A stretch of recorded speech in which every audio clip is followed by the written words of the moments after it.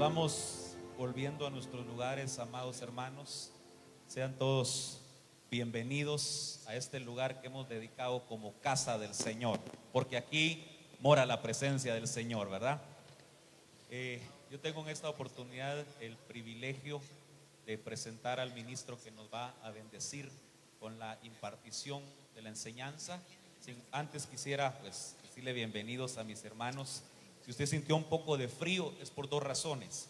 Uno, mis hermanos que están ministrando vienen del Rey de Justicia, Quetzaltenango. Y también, dos razones, daré un aplauso al Señor por eso. Y también el pastor Julio Herrera nos trae un poco de frío desde Quetzaltenango. Pastor Julito, que Dios te use. Gloria a Dios.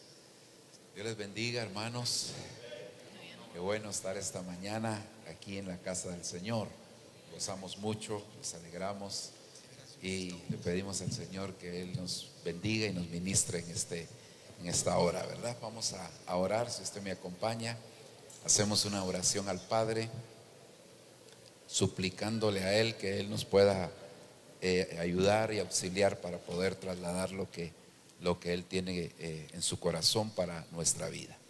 Oremos, Padre, en el nombre de Jesús, te damos gracias. Bendecimos tu nombre, Señor, y te glorificamos en esta hora.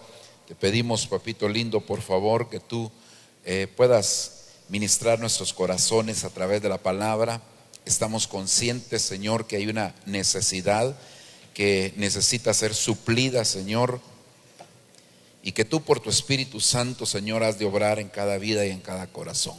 Yo te pido, por favor, Padre, manifiéstate, Señor, con tu gracia, con tu amor, con tu fidelidad, y envía esa palabra abundante, Señor, que necesitamos.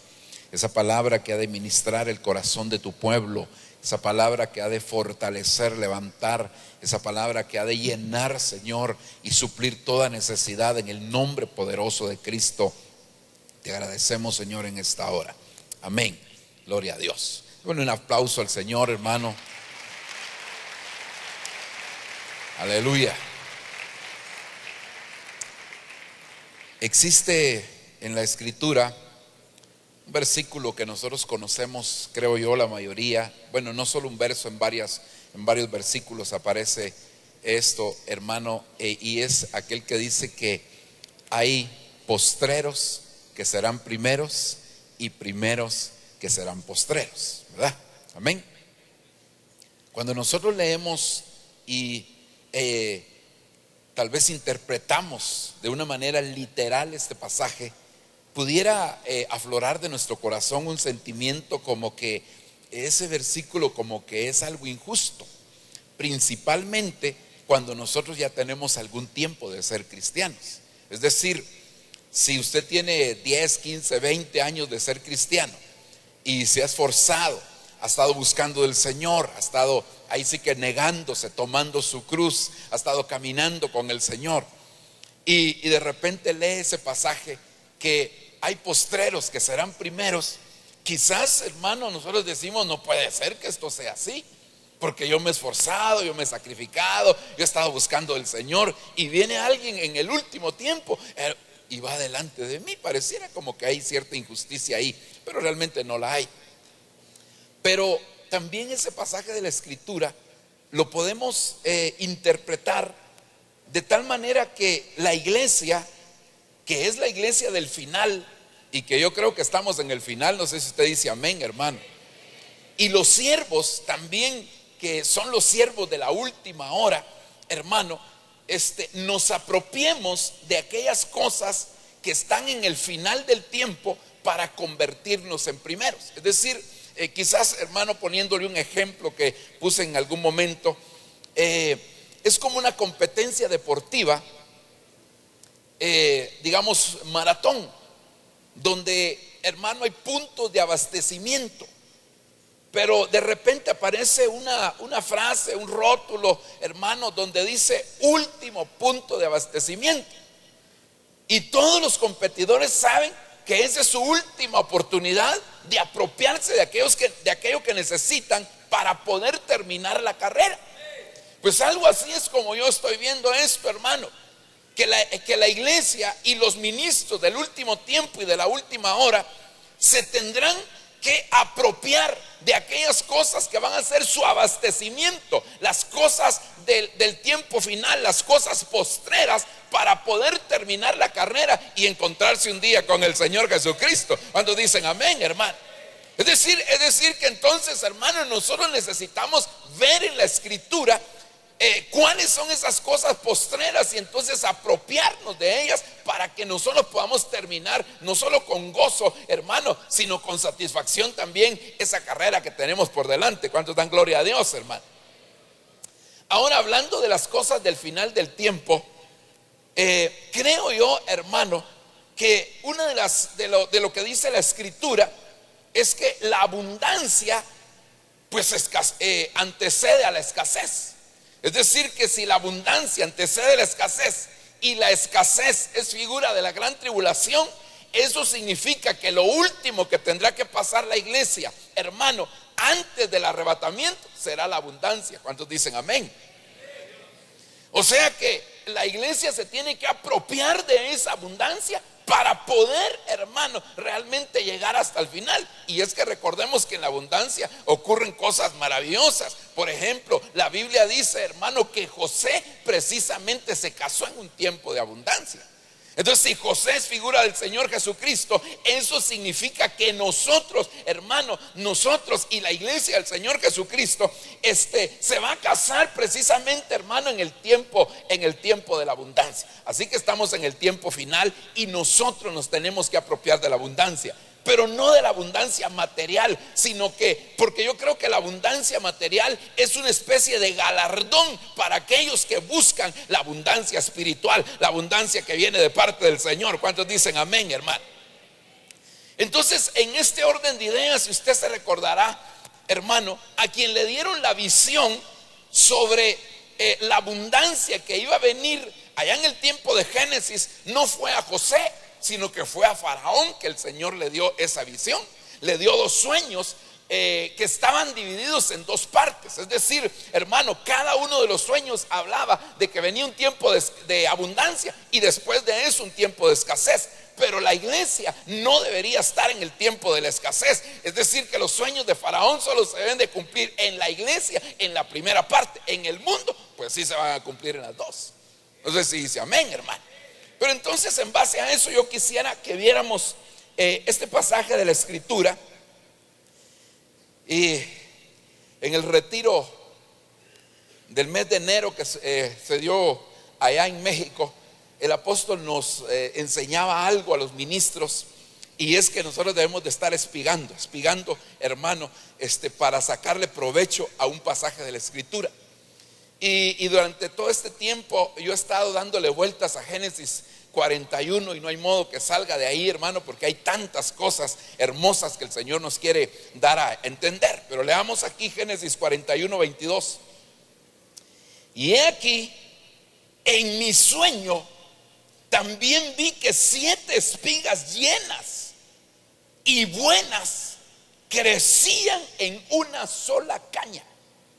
Esto es muy importante, hermano, porque si usted se da cuenta en lo natural, hermano, de una caña lo único que brota es una espiga. Amén. Cuando usted ve en lo natural, hermano, una cañita tiene una espiga. Pero aquí lo que le estaban mostrando a Faraón, y que era un proceso final de lo que iba a venir, hermano, es que de una misma caña iban a brotar 7 espigas. Es decir, que eran 6 veces más de lo normal. Lo normal es que hubiera una espiga por cada caña. Pero aquí lo que le estaban mostrando a Faraón es que iba a haber 7 espigas por cada caña. Es decir, que iba a haber el 600% más en la abundancia. Y mire qué tremendo, tal vez anticipándome un poquito, pero mire qué tremendo. A algunos no les alcanzó el 600% más. Porque el primer año de la abundancia ya estaban con José pidiéndole que les diera de comer. Es decir que el hecho de que alguien se vaya a los Estados Unidos y se le multiplique por 7 o por 8, hermano, su salario aquí en Guatemala, eso no significa que le va a ir bien económicamente. Porque el problema no es tener más, sino administrar lo que tenemos. Porque la Biblia dice que el que es fiel en lo poco, sobre lo mucho será puesto. ¿Cuántos dicen amén, hermano? Ahora, si usted nota, aparte de que iban a haber 6 espigas más, aquí dice, hermano, que esas espigas estaban llenas y eran buenas. En algunas otras versiones dice, hermano, que eran selectas y hermosas, que eran llenas y maduras, que eran sanas y buenas, fuertes y buenas. Es decir, hermano, es decir que aparte de que había un aumento, un incremento del 600%, también las espigas iban a estar muy, muy llenas de grano. ¿Cuánto dan gloria a Dios por eso?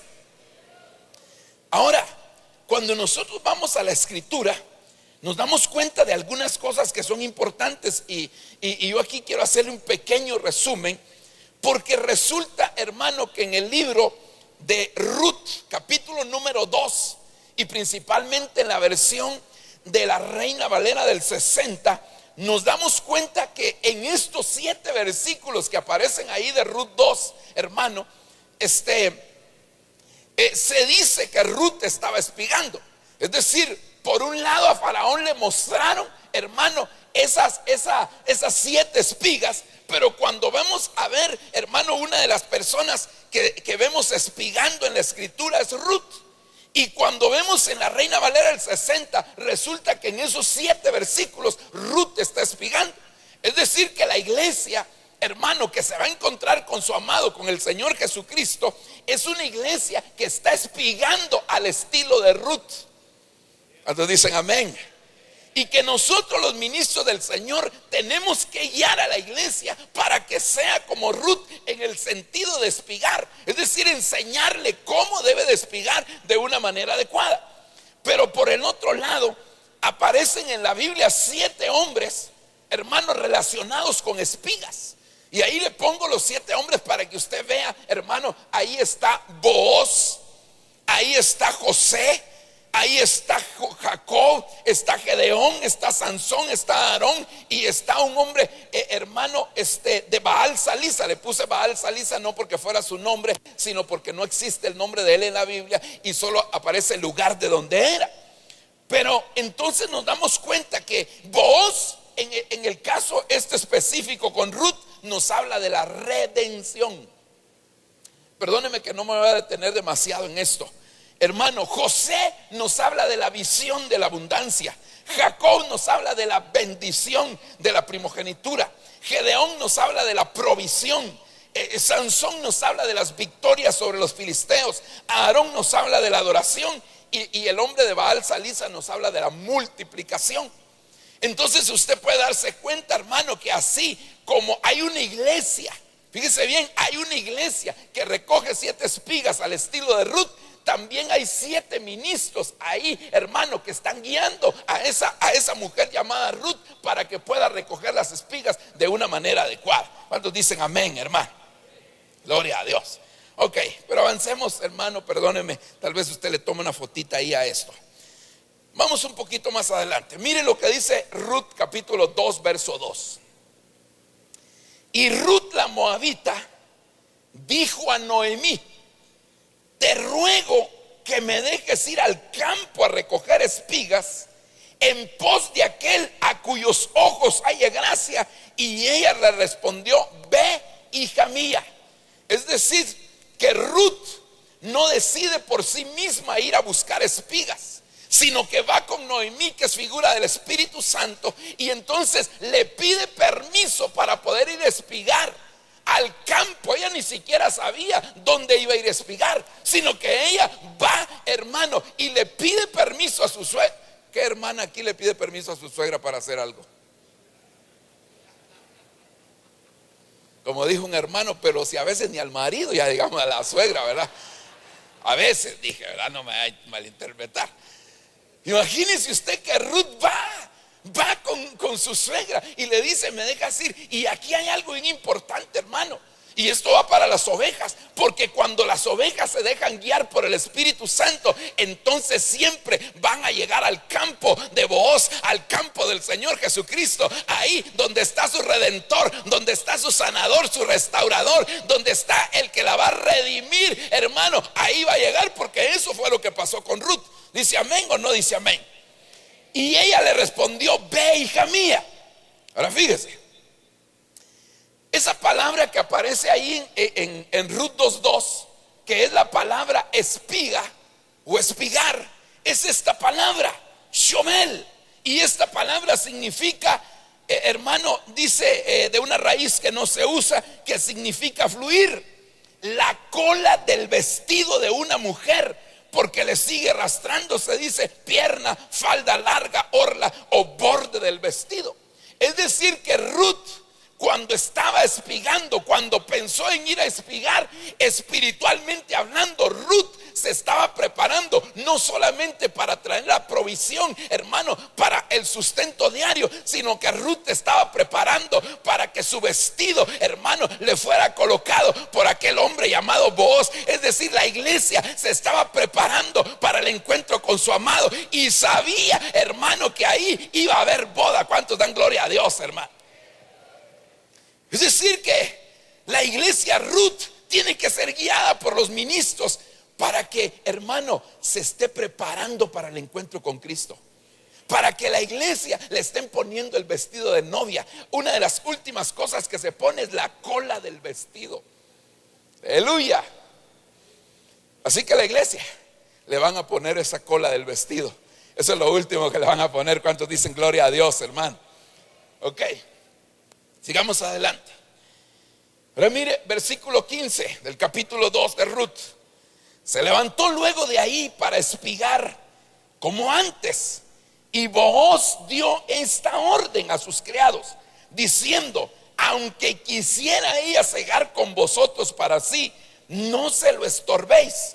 Antes, de propósito, dejad caer de vuestros manojos algunas espigas, para que estando en el suelo las pueda coger sin rubor, y mientras las recoge nadie las reprenda. Mire qué importante es esto, hermano, porque usted sabe que, y esto nos lo ha explicado nuestro apóstol, hermano, que cuando segaban un campo, habían varias personas que segaban el campo. En primer lugar había una fila que eran los segadores que iban, hermano, al frente. Ellos iban espigando, ellos iban espigando. Después de los segadores estaban los criados. Ese era el segundo grupo, hermano, que espigaba. Después de los criados estaban las criadas. Ese era el tercer grupo. Y en cuarto lugar iba Ruth. Imagínense qué le dejaban a Ruth. Pero a mí me llama la atención, porque cuando Booz se da cuenta de la actitud de Ruth, entonces llama a los segadores, es decir, al primer grupo, y entonces les dice: ¿saben qué? Déjenle caer a propósito a Ruth unas cuantas espigas, para que cuando ella vaya espigando las encuentre y las pueda recoger. Pero ¿sabe qué me llama la atención? ¿Por qué, si los segadores ya tenían en las manos las espigas, por qué se las tuvieron que dejar caer? ¿Por qué no se las fueron a dar en su mano? ¿Por qué no le dijeron: Ruth, te vamos a evitar la fatiga, aquí están tus espigas? Y le dieron un manojo de espigas. No, ¿sabe qué dijo Booz? Déjese las tiradas. Es que quiero probar si esa mujer, aparte de ser diligente, también es humilde, para que se agache a recoger las espigas. Entonces, hermano, óigame, qué tremendo, porque entonces la iglesia, que es la que se va a encontrar con el Señor, hermano, pero antes se tiene que encontrar con la abundancia. Es una iglesia que tiene que aprender a recoger sus propias espigas, porque aunque los segadores ya pasaron por ahí, hermano, ella no las va a cortar, pero sí las va a tener que recoger. ¿Cuántos dicen gloria a Dios, hermano? Denle un aplauso al Señor. Y es que nosotros tenemos que entender que la Biblia dice, hermano: honra al Señor con tus bienes y con las primicias de todos tus frutos. y tus graneros se llenarán con abundancia. Es decir, que antes de la abundancia está la honra. Nadie va a tener abundancia si no tiene honra, si no aprende a honrar. ¿Cuántos dicen amén? Pero Proverbios capítulo 15 verso 33 dice que antes de la honra está la humildad. Es decir, que el camino para llegar, hermano, a la abundancia es primero la humildad, después la honra, y entonces viene la abundancia de parte de Dios. ¿Cuántos dicen gloria a Dios, hermano? Ahora imagínese usted los ministros que tenemos que enseñar a Ruth a ser humilde. Los ministros van al frente, los segadores eran el primer grupo y ellos iban recogiendo las espigas primero. Es decir, le iban poniendo la plana a la iglesia. ¿Cuántos dicen amén, hermano? Pregunto, ¿será que le estás poniendo la plana a la iglesia de una manera correcta? ¿Será que estás enseñando a la iglesia que sea humilde?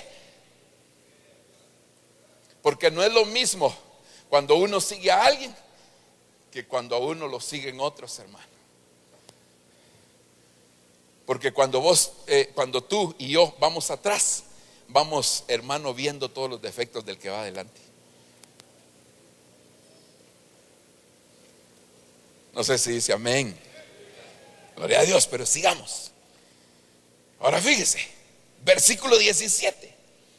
Estuve, versión Jerusalén segunda edición, estuvo espigando en el campo hasta el atardecer.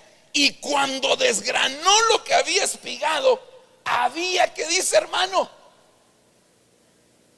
¿cuánto después de todo el día de estar espigando, cuánto tuvo Ruth?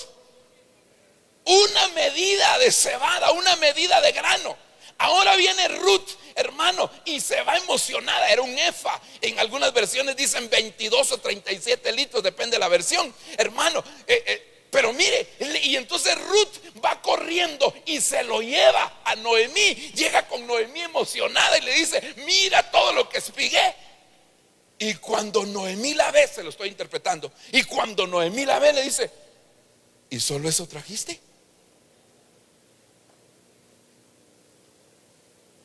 ¿Solo una medida pudiste traer? No es posible, le dice Noemí. Tienes que regresarte con vos. Aleluya. Tienes que ir porque él hoy él va a aventar la parva. Él va a quitarle la paja al grano. Él va a hacer, hermano, y la regresa con vos. Pero mire lo que pasa cuando regresa con vos.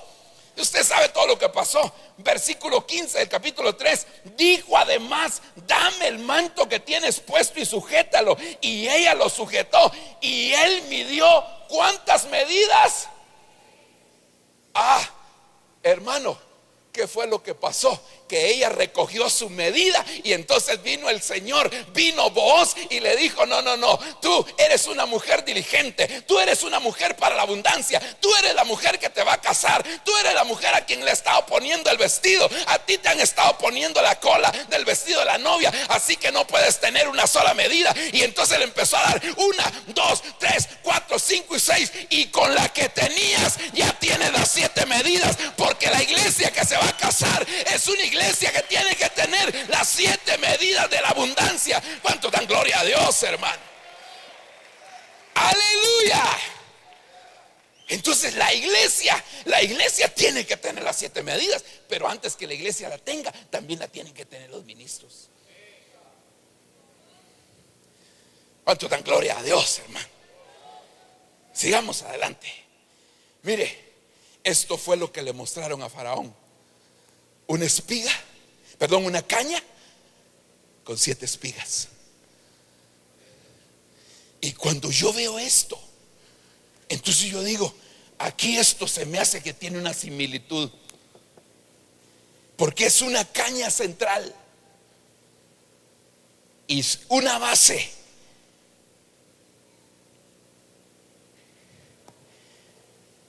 Y 6 brazos a los lados. Aleluya. Entonces lo que le estaban mostrando a Faraón es, hermano, que tenía, mire, y esto es para los ministros, porque los ministros tenemos que tener un candelero, hermano. Es decir, lo que le estaban diciendo es: esas 7 espigas son las espigas que van a alumbrar tu ministerio, son las espigas que tienen luz, es la palabra que tiene revelación. No puedes tú tener menos de esto. Como ministro le estaban mostrando que su camino iba a ser guiado en la medida que tuviera candelero. ¿Cuántos dicen amén, hermanos? Aleluya. Oiga, entonces yo le puse al tema el misterio de la abundancia, porque para mí, hermano, el hecho que le hayan mostrado una caña con 7 espigas a Faraón, estaban diciéndole: tienes que encontrar el misterio. Y el misterio es: ¿hay candelero en tu ministerio? ¿Sí o no? Perdón, ¿hay misterio en tu ministerio? ¿Sí o no? Otros dicen gloria a Dios, hermano. Entonces necesitamos tener candelero. Sin candelero nos vamos a perder en el camino. Sin candelero nos vamos a desviar. Sin candelero no vamos a poder caminar. Sin candelero nos vamos a detener. Y el Señor lo que quiere, hermano, es que en tu ministerio haya candelero. ¿Cuántos dan gloria a Dios? Pero mire lo que dice del candelero la Biblia, Éxodo 25:31. Harás además un candelabro de oro puro. El candelabro, su base y su caña ha de hacerse labrados a martillo. Sus copas, sus cálices, sus flores serán de una pieza con él. Usted sabe, hay muchas cosas del candelero. El oro puro, hermano, los brazos. Sabe que habían 66 elementos que son figura de la palabra. Bueno, usted lo sabe usted. Y dice: y saldrán de sus lados 6 brazos. 3 brazos del candelabro de uno de sus lados y 3 brazos del candelabro del otro lado. Aleluya. ¿Sabe qué me llama la atención? Que el candelero o candelabro, si usted busca en la Biblia, lo pusieron en el lado sur. Del lado sur, del lado norte estaba la mesa de los panes de la proposición.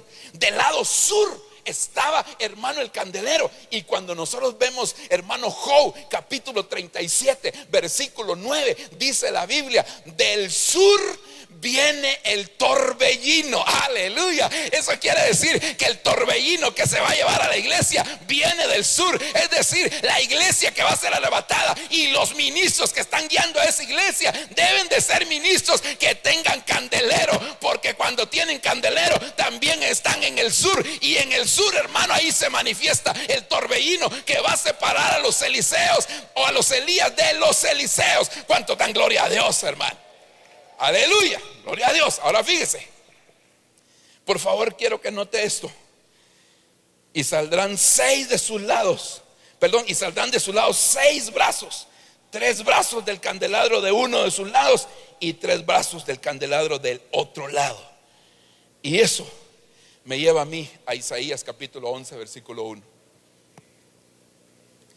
Y brotará un retoño del tronco de Isaí, y un vástago de sus raíces dará fruto, y reposará sobre él, que dice, hermano, el Espíritu del Señor. Esa es la caña central, hermano, del candelero. El Espíritu del Señor. Y note qué impresionante, porque esa es la caña central. El Espíritu del Señor está solo, y después empieza a mencionar 3 parejas de espíritus que van a estar a los lados. Es decir, primero el Espíritu del Señor, después espíritu de sabiduría y de inteligencia. Los une por parejas. Y allá decía en el candelabro, decía, hermano, 3 brazos de un lado y 3 brazos del otro lado. ¿Cuántos dan gloria a Dios, hermano? Entonces dice espíritu de sabiduría e inteligencia, espíritu de consejo y de poder, espíritu de conocimiento y de temor del Señor. Aleluya. Es decir, este es el candelero, y la caña central es el Espíritu del Señor. tu relación con el Espíritu del Señor. De eso depende si vas a ser parte de esta abundancia o no lo vas a hacer. Porque si tu relación con el Espíritu del Señor es buena y cada día va en incremento, entonces, hermano, Booz te va a dar las otras 6 medidas. Booz te va a dar los otros 6 brazos. Booz, Cristo, te va a dar los otros 6 espíritus, por cuanto has sido diligente en la búsqueda, hermano. Aleluya, den un aplauso al Señor. Entonces, hermano, espíritu de sabiduría, espíritu de inteligencia, espíritu de consejo, espíritu de poder, espíritu de conocimiento y espíritu del temor de Dios. Aleluya. Ahora, cuando vamos a ver la vida de José, mire qué es lo que Faraón mira primero. Mire qué es lo que dicen de José. Y dijo Faraón a sus siervos: hemos de hallar otro hombre como este, en quien esté el Espíritu de Dios. Hemos de hallar otro José, hemos de hallar otro ministro como este, en quien esté el Espíritu de Dios. Entonces, ¿cuál es tu examen privado para la abundancia? ¿Cómo está tu relación con el Espíritu Santo? ¿Cómo está tu relación con el Espíritu Santo?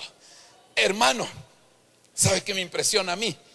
Que Jesús, hablándole a sus apóstoles, ministros de Dios, siervos de Dios, les dice: no se muevan de Jerusalén hasta que no venga sobre ustedes la promesa de mi Padre. Eran apóstoles, habían caminado con Jesús 3 años y medio, y Jesús les está diciendo: si el Espíritu no viene sobre ustedes, no se muevan ni se pongan a hacer nada por su propia cuenta. Jesús le está diciendo a sus discípulos: a ustedes les conviene que yo me vaya, porque si no me voy, no hay quien los prepare para la siguiente etapa, no hay quien los introduzca. Como Josué introduciendo al pueblo, hermano, a la tierra de la abundancia, así el Espíritu Santo hoy, hermano, es el que nos va a introducir a nosotros al tiempo de abundancia. Y al terminar el tiempo de la abundancia, entonces la iglesia se va, hermano. Gloria a Dios, denle un aplauso al Señor. ¿Cuántos dicen amén? Aleluya. Entonces, lo que dio Faraón, hermano, y fue la característica que le dio a conocer a sus siervos: habrá otro como este, en quien esté el Espíritu de Dios. Pero ahora mire, José tuvo los otros 7 espíritus. Génesis 41:39. Por eso le dijo a José: Dios te ha dado, ¿qué dice? Espíritu de conocimiento. Dios te ha dado a conocer todo eso, y eso quiere decir que no hay nadie como tú. Sabio 2, inteligente 3, hermano. Por eso a partir de este momento quedas a cargo de mi palacio y de todo mi pueblo. Todos en Egipto tendrán que obedecerte. Solo yo tendré más poder que tú, porque yo soy el rey. Aleluya. Eso que le estaban diciendo, 4 espíritus le están dando aquí a José: conocimiento, sabiduría, inteligencia, hermano, y poder. Pero sigamos adelante. Versículo número 33 del capítulo 41. Ahora pues, aconsejo a Faraón que busque un hombre inteligente y sabio para ponerlo. Aconsejo.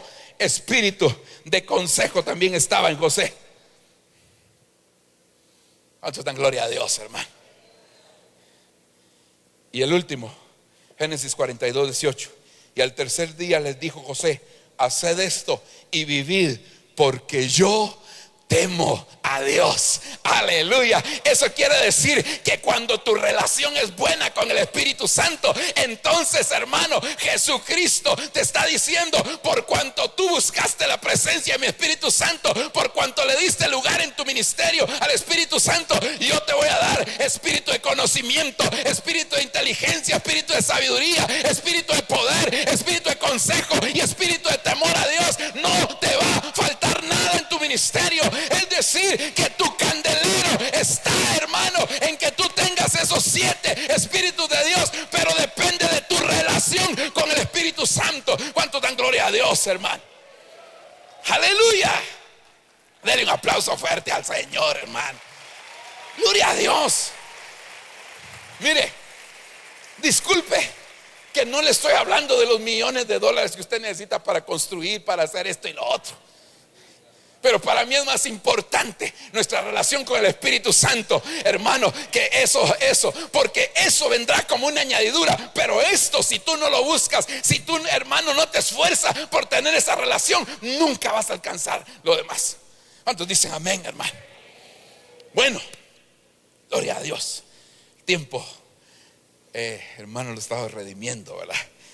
Pero yo entonces quiero hablarle de 5 candeleros que aparecen en la palabra de una manera individual, porque yo sé que aparece, por ejemplo, Salomón construyendo 10 candeleros, Juan vio 7 candeleros, hermano, y también vio 2 candeleros. También se habla de algunos candeleros, pero que no tiene relación con un personaje en particular, pero hay 5 que están relacionados. Pero antes de eso, mire lo que dice este versículo, hermano, que eso es bien conocido. Recuerda por tanto de dónde has caído y arrepiéntete y haz las primeras obras, pues si no, vendré pronto a ti y quitaré tu candelero de su lugar si no te hubieres arrepentido. Aquí le están hablando al ángel de la iglesia, al ministro de la iglesia, le están hablando al siervo de Dios que estaba al frente de una iglesia, y le están diciendo: si no te arrepientes, pronto voy a venir y voy a quitar ese candelero de su lugar. Ay, hermano, eso sí me confronta a mí, porque nosotros podríamos tener un ministerio ante los ojos de los demás que tenga mucho éxito, pero el examen es: ¿y cómo está tu candelero? ¿Cómo está tu candelero? Hermano, es que mire, ya tengo una gran librería. Amén. ¿Y tu candelero? Hermano, es que viera que me ha ido bien haciendo encuentros. Perdón, usted no hace eso. ¿Y tu candelero? Hermano, es que viera que ya llegó, mire, en este año de la abundancia se multiplicaron las ovejas. Amén. ¿Y tu candelero? Porque tu examen no es cuántas ovejas tienes, si ya no tienes sillas vacías. Tu examen es: ¿y cómo está tu candelero? ¿Y cómo está tu relación con el Espíritu Santo?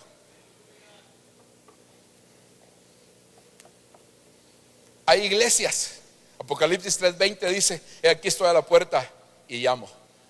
Y es el Señor Jesucristo el que está tocando. Pero hay iglesias que ya no solo el Señor Jesucristo está tocando, sino también el Espíritu Santo está tocando. ¿Y sabe por qué? Porque aquí dice que para tener una buena relación y mantener el candelero en su lugar, hermano, hay que mantener una actitud de arrepentimiento continua. Cuando hay un llamamiento, hermano, ¿por qué no pasas a veces al frente si Dios te habla? No te estoy diciendo que tengas que pasar siempre, estoy diciendo que si Dios te habló en ese momento, ¿por qué no pasas y te humillas delante de Dios? Porque yo soy el ministro, hermano. ¿Qué van a decir las ovejas? ¿Sabe qué van a decir las ovejas? Que tienen un ministro que continuamente se está arrepintiendo delante de Dios, que tiene una buena relación, porque el que nos guía al arrepentimiento es el Espíritu Santo. Él es el que nos guía, Él es el que nos lleva. Cuando un ministro deja de tener relación con el Espíritu Santo, entonces, hermano, ya no se siente compungido en su corazón, ya no tiene una actitud de humillación continua, y por eso, hermano, se empieza a enfriar. Y el candelero, ¿sabe? Me llamó la atención que en la versión, voy a ver cuál es, la versión Jerusalén segunda edición dice: si no, iré donde ti y cambiaré, no dice quitaré, cambiaré de su lugar tu candelero. Es decir, que hay candeleros que se los llevan para otro lado, los van a cambiar de lugar. No solo los quitan, sino que los cambian de lugar. Aleluya. ¿Sabe qué? Apocalipsis 2:1 escribe al ángel de la iglesia en Éfeso, el que tiene las 7 estrellas en su mano derecha, el que anda. ¿Dónde anda el Señor? ¿Dónde anda el Señor? Mire, el Señor Jesucristo, hermano, se iba a ir y antes de ir dijo: yo no los voy a dejar huérfanos, les voy a enviar al otro consolador para que esté con ustedes.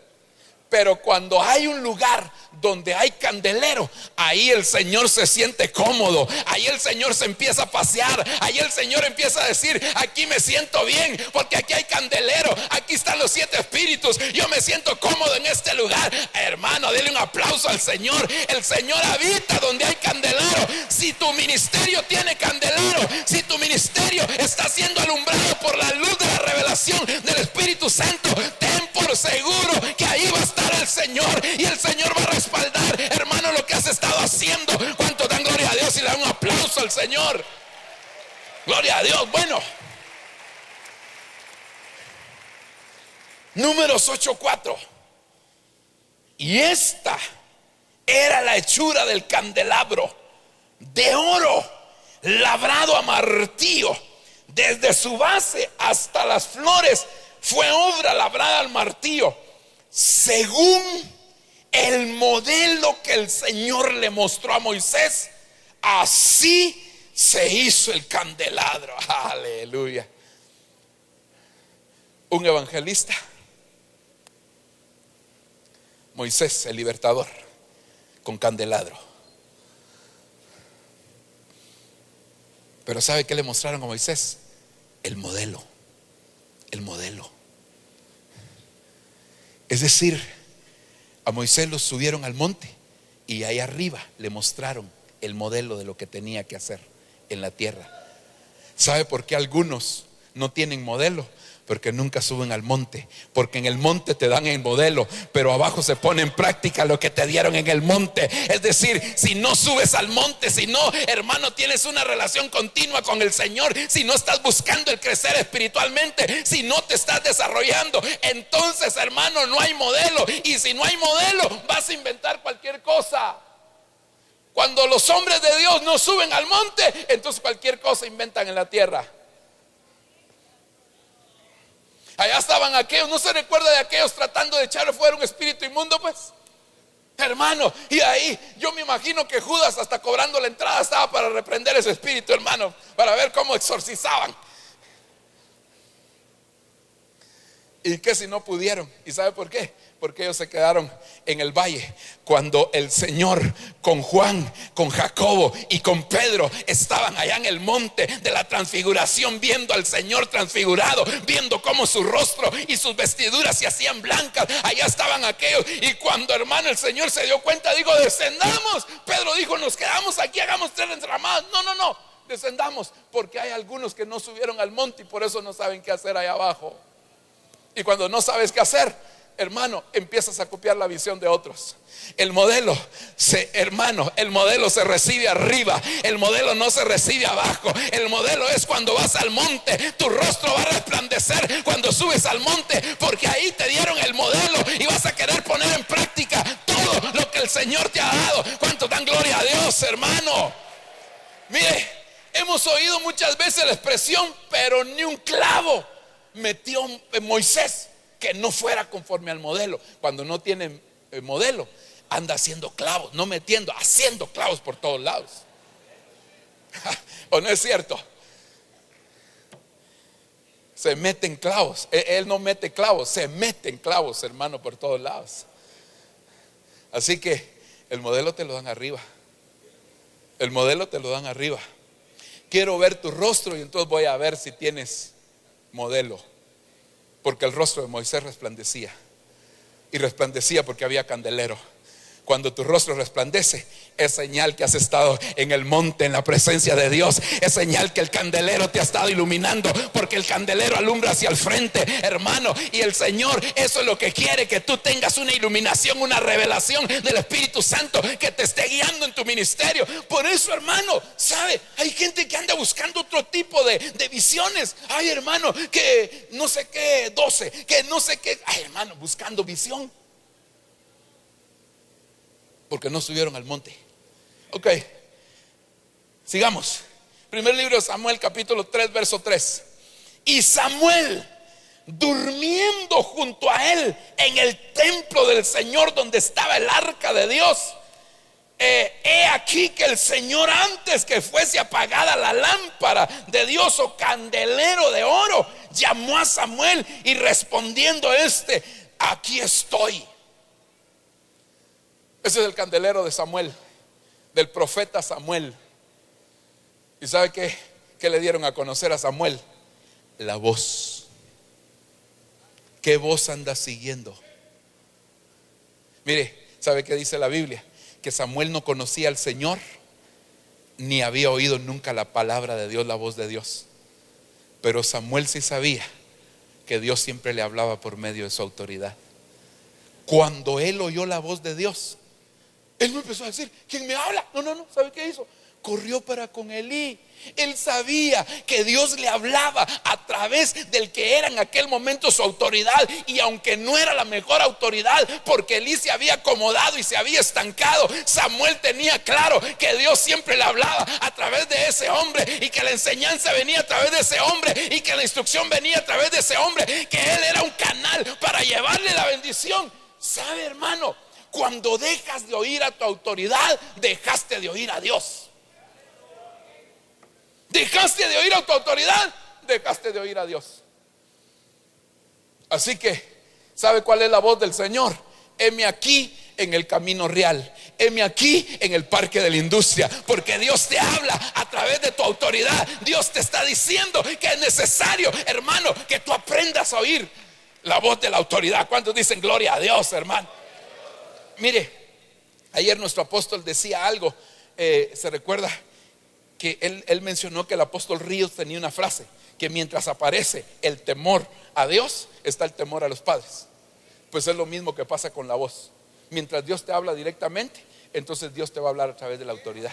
Es decir, mientras aparece la voz de Dios para que tú la oigas directamente, porque no ha llegado tu momento, ni ha llegado el tiempo. Y Dios tiene un tiempo para todas las cosas, hermano, y ya va a haber tiempo donde Dios te va a hablar directamente. Pero mientras Dios, hermano, te habla a ti, tú lo que tienes que hacer es estar oyendo a la autoridad, estar pendiente de la autoridad. ¿Qué dice la autoridad?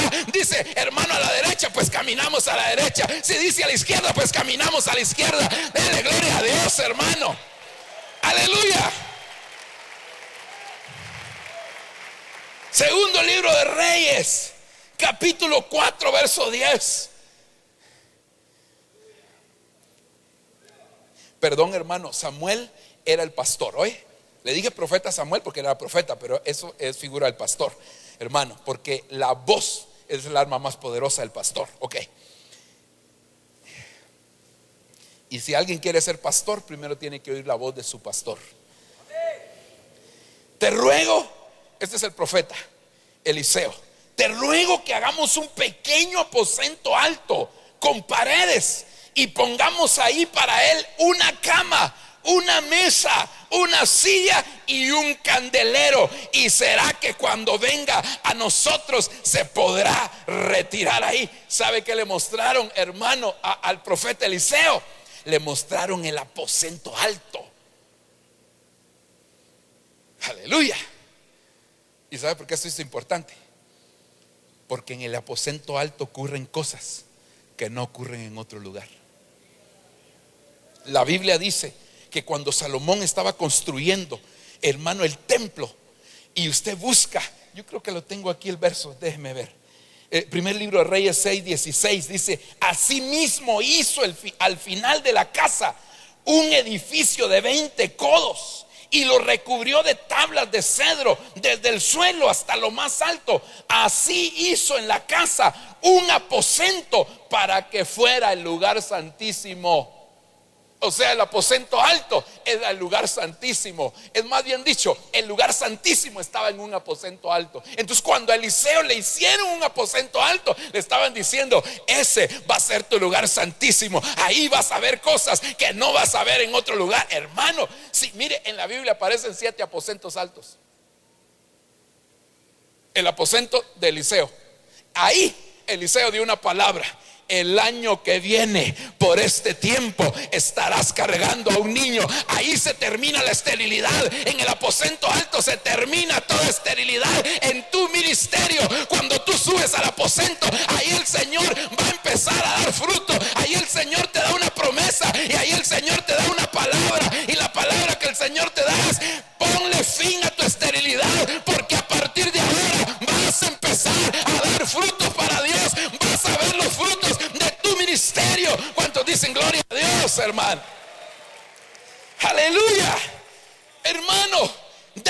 subió a su aposento y oraba inmediatamente después. Gloria a Dios. No me asusta, porque ya me dijeron que subía 10 minutos antes de terminar, entonces estoy tranquilo.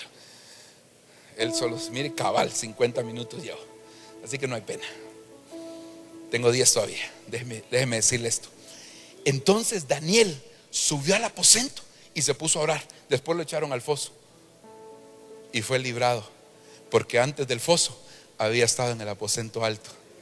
¿Sabe por qué algunos no son librados de la boca de los leones?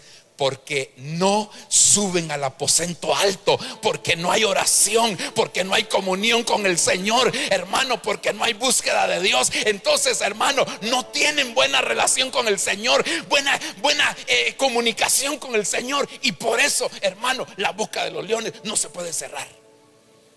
¿Cuántos dan gloria a Dios?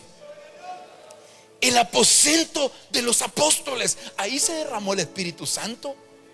Hermano, en el aposento de Pedro, ahí hubo una resurrección de una niña llamada Dorcas, que hacía buenas obras. Es decir, cuando subes al aposento, hermano, vuelves a las obras del principio. El Señor resucita tus obras.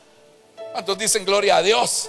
El aposento de Pablo, ahí se resucitó a Eutico. Y Eutico significa, dentro de otras cosas, prosperidad. Hermano, la prosperidad viene cuando tú aprendes a estar allá en el aposento alto. Ahí el Señor resucita tu prosperidad. Ahí el Señor te empieza a bendecir. Y el aposento de Jesús, no sé cuánto llevo, y el aposento de Jesús es donde se confronta a los traidores. En el aposento de Jesús se confronta a los traidores. Pero ¿sabe qué? Se les da una oportunidad. Aún Judas tuvo la oportunidad allá en el aposento alto de decirle: Señor, perdóname, y el Señor lo hubiese perdonado, hermano. Sin embargo, Judas no aprovechó esa oportunidad. Ya mencioné los 7. 5. El de Eliseo. El de Elías. El de Elías, ahí resucitó un niño. Ahí eso nos habla del nuevo nacimiento. El niño se había muerto, Elías se tiró sobre él. ¿Se recuerda usted todo eso? El de Eliseo, el de Elías, el de Pedro, el de Pablo, el de Daniel, hermano, el de los apóstoles, y el de Jesús. Ok. Daniel capítulo 5, verso 5. Estoy terminando. En aquella misma hora aparecieron los dedos de una mano de hombre que escribía delante del candelero sobre lo encalado de la pared del palacio real, y el rey veía la mano que escribía. ¿Sabe quién interpretó esta escritura? Daniel. Este es el candelero de Daniel. Pero sabe, Daniel era intérprete de sueños, pero aquí no está interpretando sueños, aquí está interpretando una escritura con mano de hombre, pero con inspiración del cielo. Este es un maestro, porque está interpretando lo que está escrito, hermano. Entonces quiere decir, nosotros siempre necesitamos del ministerio magistral para que nos interprete lo que está escrito, hermano. Por eso es que un pastor necesita, hermano, fluir en la enseñanza, como decía nuestro apóstol, permanecer en la enseñanza. El apóstol Palacios también hablaba de la enseñanza. Y qué importante la enseñanza, que alguien interprete lo que está escrito. Estoy terminando. Zacarías 4:2. Y me dijo: ¿qué ves? Y respondí: he aquí, veo un candelero de todo de oro, con su depósito en su parte superior y sus 7 lámparas encima de él, con sus 7 tubos para cada una de las lámparas que tiene encima. ¿Sabe de qué estaban hablándole a Zacarías? Era de la edificación del templo de Zorobabel, llamado de Zorobabel. Y esto es figura del apóstol. Es figura del apóstol. Nadie va a poder edificar de una manera adecuada si no tiene primeramente apóstoles.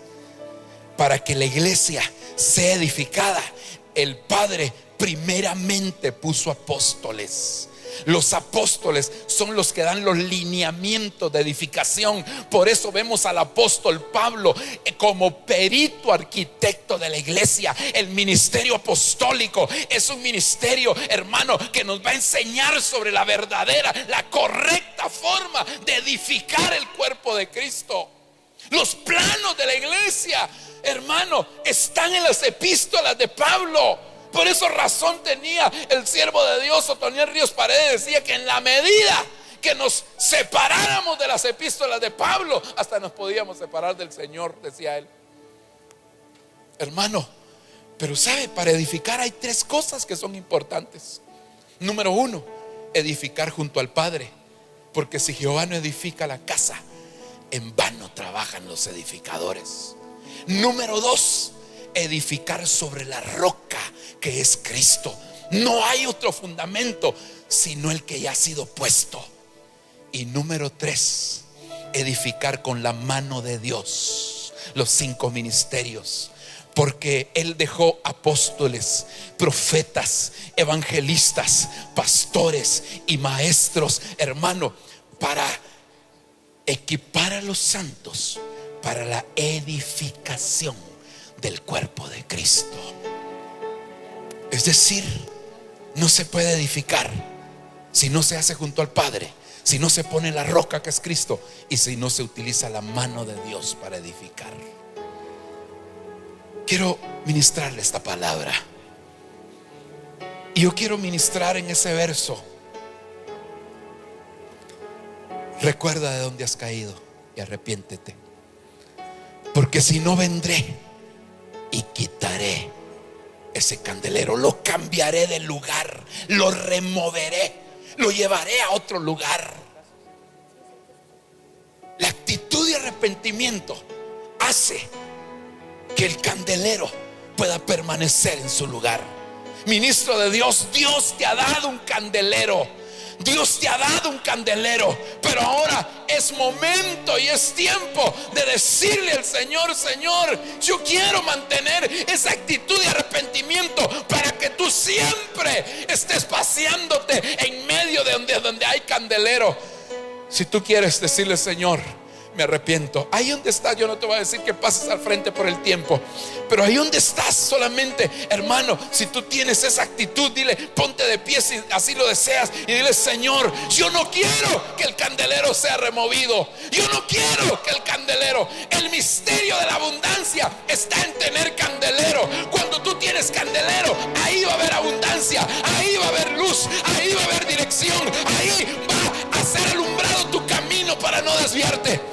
Ahí donde estás, ponte de pie y dile: Señor, no quites el candelero de su lugar. Yo me arrepiento, yo me presento delante de ti, yo me humillo delante de ti, yo me pongo delante de ti. Ten misericordia de mi vida, por favor, no te lleves el candelero. Aquí tengo una actitud, Señor, de humillación. Aleluya. Díselo, díselo, díselo al Señor. Aquí estoy, dile: Señor, aquí está mi ministerio. Mi ministerio no depende, Señor, del número de ovejas. Mi ministerio no depende de cuánto éxito financiero tenga. Mi ministerio depende de que haya candelero. Y yo sé que si hay candelero, también habrá abundancia. Yo sé que si hay candelero, habrá abundancia. Aquí estoy, ten misericordia de mí. Me arrepiento delante de ti, Dios mío, por amor a tu nombre. Ten misericordia. Misericordia, díselo. Si acaso se me olvida, si acaso se me escapa, díselo.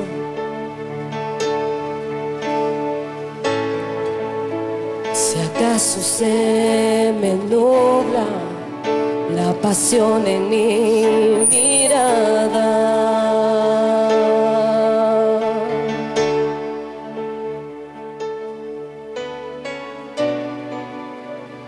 llévame al madero,